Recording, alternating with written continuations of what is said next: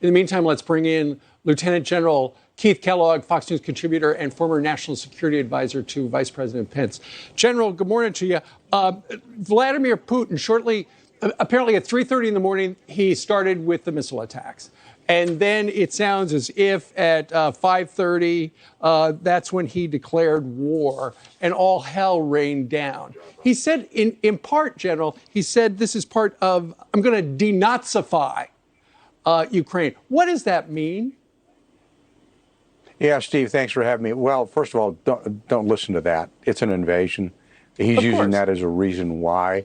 And he's going back, 50, 60 years to make a comment that has no relevance at all to the situation. Look, here's the thing we need to watch right now. And Pete would know this as well, we're into the fog of war situation where you really don't know what is happening on the ground, because as Steve made a comment a second ago that he can come from multiple directions if he wants to, and he probably is. So the question is, how far is he going to go? And it looks like he, in fact, wants to take over all of Ukraine. What he is doing is interesting, though. He's being very surgical about it. When he's going after military installations and defense installations initially, you'll notice he's trying to avoid civilian casualties. And I think part of that reason is because of the closeness with Ukrainians and Russians, and he doesn't want to alienate the people, and then he has a huge guerrilla war in his hand. So it's an invasion. He's going to attack out the military facilities. I think it's going to be a long day to watch. I think the fog of war is kicking in. Be very careful about what you hear and what's reported, because I've already, during the course of the night, seen conflicting reports about where he's going and what he's doing. This will play itself out initially during the course of the day. General, you're exactly right. We're getting a deluge of first reports, which, as you have alluded to, are almost always wrong or incomplete. And so as we continue through the morning, we'll continue to refine and develop what's actually happening on the ground, as there are missiles literally in the air right now. But you mentioned what Vladimir Putin talked about. If you read the speech he gave justifying his launch of this military, he talks a lot about World War II, a lot about international organizations. Living in the past. Living in the past. But in his mind, the way things are currently constructed on his borders is an insult to Russia, and that's the justification he's using. He's said, though, also he's not interested in his statement. At the same time, our plans do not include the occupation of Ukrainian territories. We can't believe that, because his definition of an occupation might mean we're not going to try to hold all the ground, but we're going to kill the right people, install our own puppet government, much like what you have in Belarus. So an occupation can look different than, maybe, say, what we did in Iraq and Afghanistan for 2 decades with troops on the ground. Yeah, Petey, look, this is a decapitation of the government. He wants to eliminate the government that's currently in power, put his own government in, and a puppet government. But he's going to have some issues here about occupying parts of Ukraine. He keeps talking about security and making sure that Russia is safe. But he's also made some chilling comments that all of us should pay attention to very closely. When he's escalated his language, and he's basically talking, if you read between the lines, he's talking about the use of nuclear weapons. That's what he's saying. You'll see something you've never seen before. And we need to understand that, and we need to start pushing back really hard. This is one of those days we said, and I would say to the president, I'd walk into the Oval Office this morning and say to President Biden, Mr. President, you're now a wartime president, and you need to start acting like a wartime president. This is just not Ukraine. This is just not Europe. This is how the whole world is going to look at you.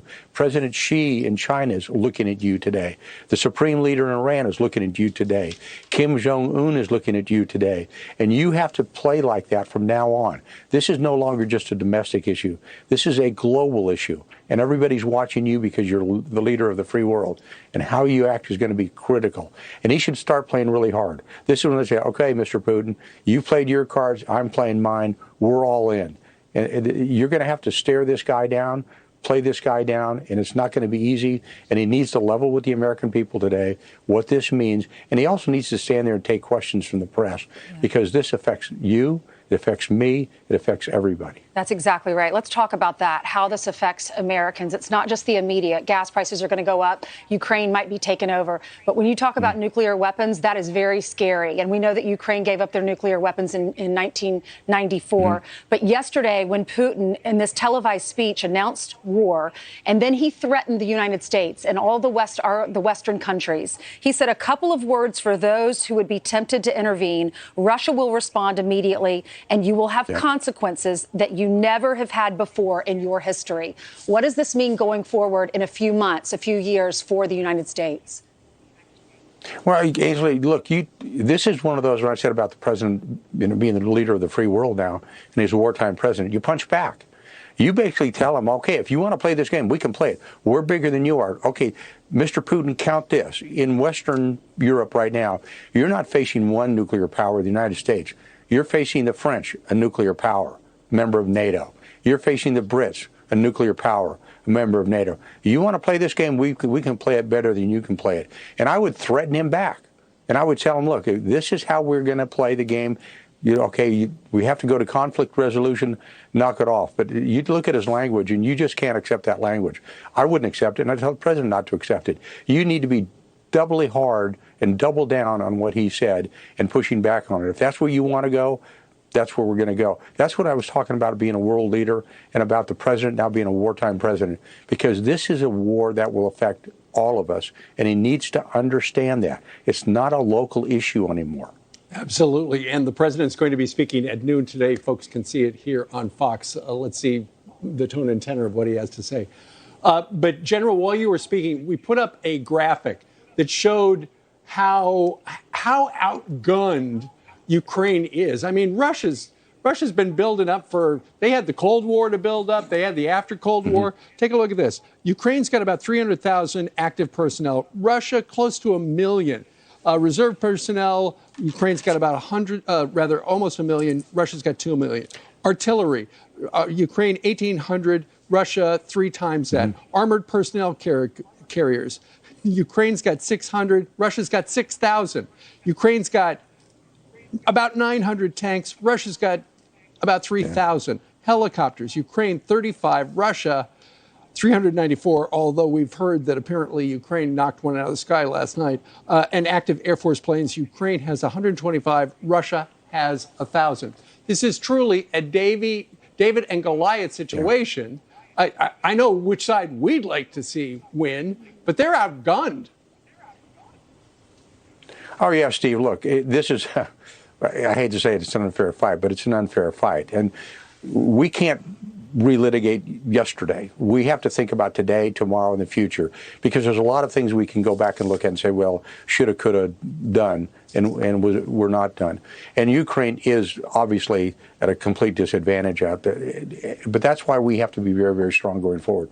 Look, I hate to say this, and it sounds terrible, but it's basically a lost cause. And what I mean by that, the Russians have got overwhelming force. They can beat the Ukrainians, and you know it, and I know it, and everybody else knows it.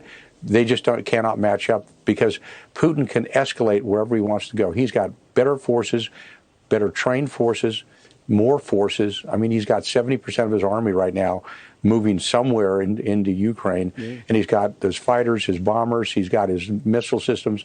They're all up. Here's what concerns me also, is there's a real chance for miscalculation. And that's how wars escalate. Somebody makes a mistake.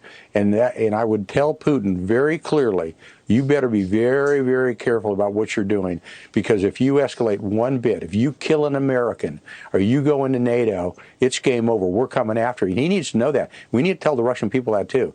If that's how you want to play this game, we're going to play it. And that's what I'm talking about, the language that he has to use. He has to be very, very forceful. He can't say, well, it's a minor incursion, or it just happens to be in Ukraine. This is now a global issue, and he is now a global leader, and he must portray that and project that. And if he doesn't, he's hurting not only the world, he's hurting the United States of America. You know, when this thing is done, and it will end sooner or later, then we need to do some recalibration on how we look at both NATO and how we look at the European alliance, and who reacted well, who was on our side, who supported us well, and move forward from there. But today is today, and we must react to today in a very aggressive, a thug of a leader, an authoritarian leader, and how do we react to that? And it's all going to be up to the President of the United States. General